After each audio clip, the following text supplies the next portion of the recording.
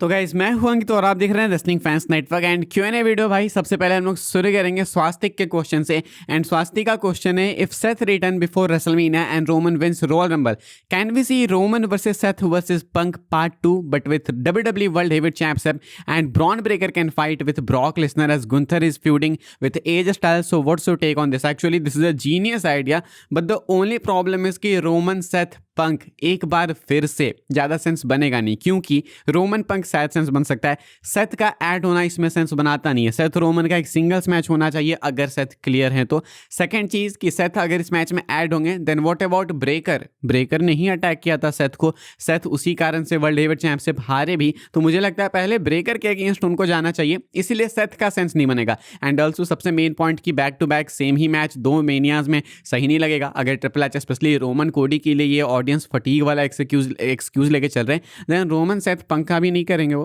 तो इसलिए ये मैच पॉसिबल तो नहीं है। Otherwise breaker and Brock Lesnar के मैच से कोई दिक्कत नहीं, बिल्कुल होना चाहिए। गुंथर एंड एज स्टाइल्स का मैच बिल्कुल होना चाहिए, कोई दिक्कत नहीं है। लेकिन यहाँ रोमन एंड इनके साथ पंक वगैरह के साथ क्या होगा ये अभी थोड़ा कंफ्यूजिंग है, स्पेशली रोमन के लिए, तो मैं ज़्यादा कह नहीं सकता। बट ये वाला आइडिया अच्छा है, but I don't think it's happening any time soon. मुझे लगता भी नहीं कभी भी होगा अभी दोबारा से। अगला जो क्वेश्चन है वो है जितेंद्र का, एंड भाई कहते हैं भाई प्लीज़ ये सवाल जरूर लेना भाई, आपको नहीं लगता सीएम पंक वर्ल्ड चैंपियन है पर उनको अपने लुक को भी अच्छा रखना चाहिए? जैसे उनकी बियर्ड को उन्हें ब्लैक डाई करना चाहिए जब उनका लुक अच्छा लगेगा चैंपियन होने के साथ में। I mean this is a fair take भाई। अभी रिसेंटली केविन नैश ने भी एक ओपिनियन दिया सीएम पंक के अपीयरेंस पे, उन्होंने कहा कि अगर आप रेसलर हो तो आपको बेयर चेस्ट फाइट करना चाहिए, शर्ट पहन के नहीं। सीएम पंक ने अपना पहन के ही फाइट करा था, उसके बाद सीएम पंक ने ट्रोल भी किया था केविन नैश को, लेकिन केविन नैश कह रही थी कि अपने लुक पे ध्यान दो। एंड ये बियर्ड वाली जो आपने बात कही है, ये बियर्ड वाली चीज़ मुझे एक्चुअल में वियर्ड लगती है। मैंने आई डोंट थिंक कभी चैनल पे डिस्कस किया। रोमन को भी तुमने देखा होगा तो रोमन की भी बियर्ड वाइट हो गई है, एंड ये लोग ऐसा भी नहीं है कि इसको डाई वगैरह करके आते हैं। आई मीन जानबूझ के दिखना चाहते हैं कि मैं पुराना हो गया हूँ, मैं ओल्ड हो गया हूँ। रोमन का मैं एक सेकंड को समझ रहा था क्योंकि उनके ट्राइबल चीफ गिमिक के साथ में जा रहा था कि रोमन ट्राइबल चीफ हैं, मतलब अब फैमिली के पुराने आदमी हो गए, सोलो सीको एमएफटी वगैरह सब आ गए, तो रोमन का टाइम हो गया, इसलिए चलो रोमन के चेहरे पे वो मैच्योरिटी ला रहा था। लेकिन सीएम पंक को क्या डाई करके आना चाहिए? डेफिनेटली यस भाई। सीएम पंक को इनफैक्ट अगर अपने पुराने हेयर स्टाइल में वापस आना है तो उसमें आ सकते हैं। आई मीन बाल्ड की मैं बात कर रहा हूँ, तो सीएम पंक वैसे भी आएंगे तो अच्छा लगेगा, लेकिन अब क्या कर सकते हैं भाई, उनकी पर्सनल चॉइस है। मुझे नहीं लगता कि WWE वाले अब इस चीज़ पर ज़्यादा फोकस करते हैं कि आप हेयर डाई कर रहे हो या फिर नहीं, वो आपकी पर्सनल चॉइस है, आप जैसा रखना चाहते हो वैसा रखोगे। तो सीएम पंक ऐसा ही रखना चाहते हैं, अदरवाइज आपका ओपिनियन बिल्कुल फेयर है। अगर ऐसा होगा तो ज़्यादा बेटर लगेगा, सीएम पंक ज़्यादा यंग लगेंगे तो फैंस ज़्यादा इन्वेस्ट कर पाएंगे एंड अच्छा लगेगा देख के। इसके बाद अगला क्वेश्चन है फाइनल बॉस का, एंड भाई का क्वेश्चन है, भाई गेमिंग चैनल कब बनाओगे और उस पर WWE और GTA के अलावा भी गेम्स आएंगी क्या? एक्चुअली भाई के दो क्वेश्चन है, तो पहला क्वेश्चन है गेमिंग चैनल, भाई आई एम नॉट श्योर, लेकिन मोस्ट लाइकली मार्च तक तो मैं बना दूंगा एंड WWE के गेम्स डेफिनेटली खेलेंगे। GTA 6 100% GTA के लिए ही बनाएंगे। क्या बाकी गेम्स भी आएंगी? ऑब्वियसली भाई हम 100% भाई, ऐसा थोड़ी कि सिर्फ यही दो चीज़ आएंगी, लेकिन हाँ मेनली GTA 6 का कॉन्टेंट होगा जब GTA आ जाएगा नवंबर में। तो सेकंड क्वेश्चन है भाई का कि आपको किट विल्सन का कैरेक्टर कैसा लग रहा है? देखो सही बोलूँ तो मैंने ज़्यादा देखा नहीं, थीम सॉन्ग अच्छा है, डेफिनेटली वायरल हो रहा है।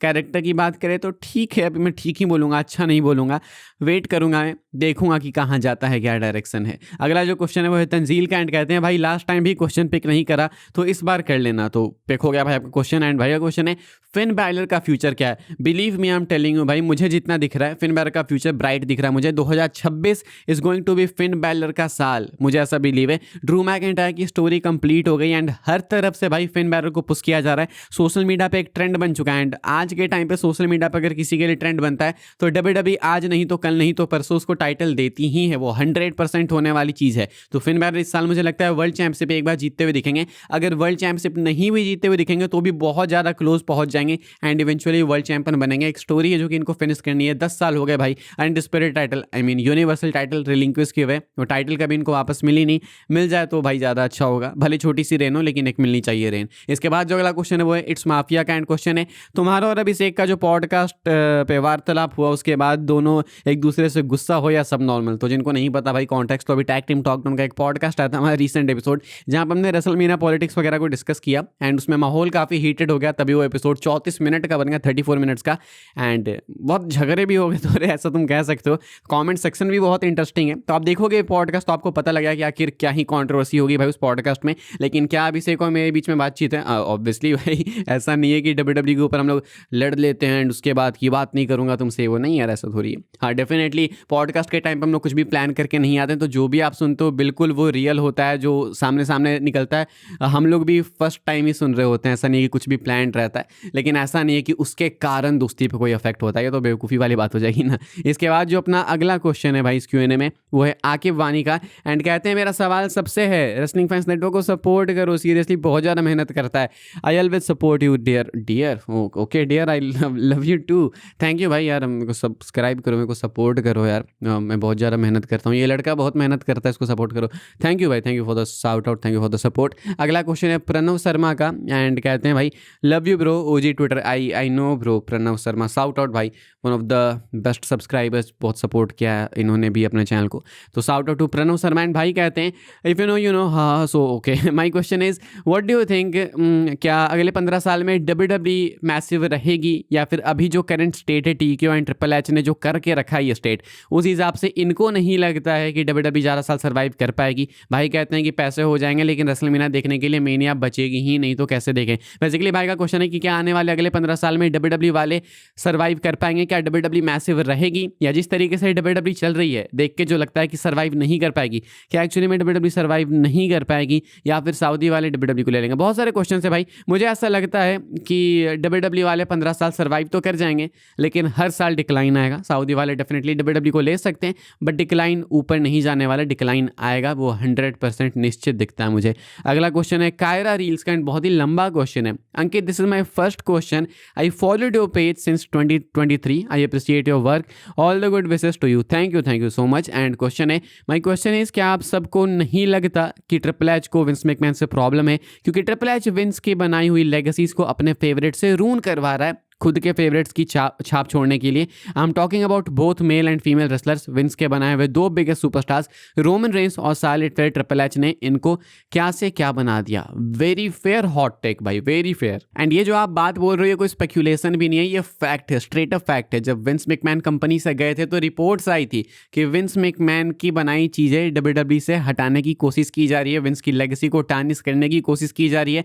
इवन इन्होंने भाई नए PLEs भी लाने की सोचा है, रेसलमेनिया वगैरह जो मेन है उनको छोड़ के, कि नए PLEs आएंगे तो विंस मैकमैन की जो छाप है PLEs से वो हट जाएगी। तो डेफिनेटली ये तो है ही है, फैक्ट है, विंस मैकमैन की लेगेसी को मिटाने की कोशिश सिर्फ ट्रिपल एच नहीं बल्कि TKO वाले भी कर रहे हैं।